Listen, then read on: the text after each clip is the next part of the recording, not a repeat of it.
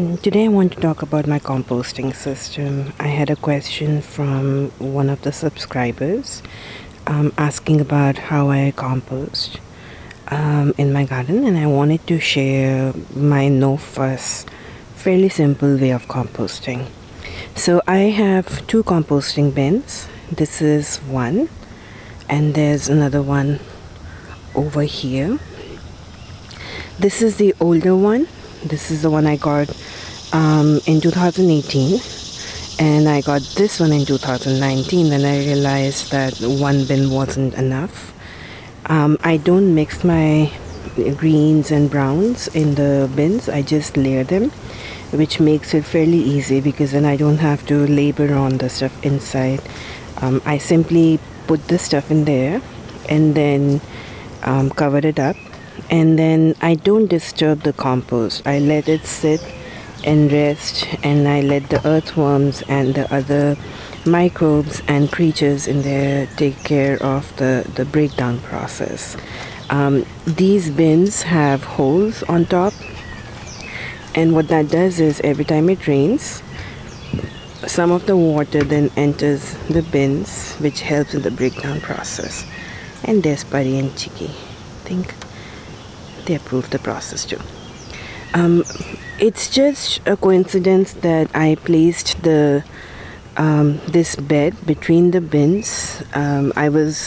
This was last year. I was looking to grow potatoes in the ground, and the only place I could find where I had some space where I could actually hill the potatoes was right here, because the bins on the either side provided a wall, and then I had these cinder blocks placed behind, which are very hard to see right now because of the dense foliage.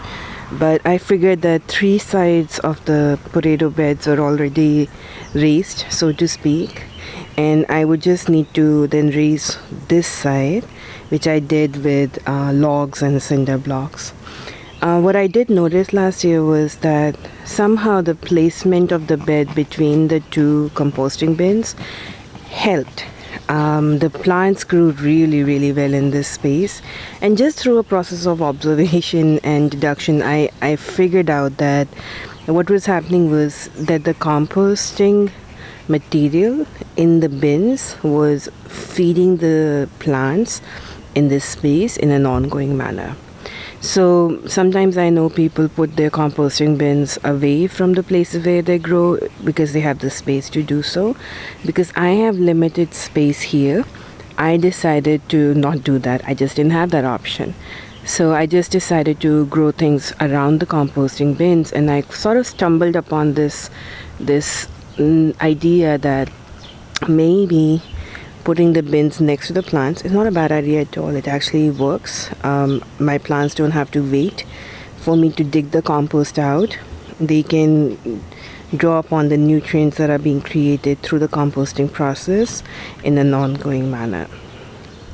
So I would highly recommend this to everybody because it's so easy. These bins were expensive. I got them on Amazon. You can go with the more affordable option. I was looking for something that would last and endure in the weather changes. I hope that these will last at least a few years, and I did want something that was covered so that I wouldn't have a problem with flies or critters getting into it. We do have raccoons who visit the spaces here, so I didn't want any kind of animals getting into the composting bins. And all I throw in there are yard waste materials and kitchen waste. And since I'm vegetarian, my kitchen waste is essentially scraps, food scraps, peels, leftover rice. Maybe that's the extent of it. So this works out really well for me.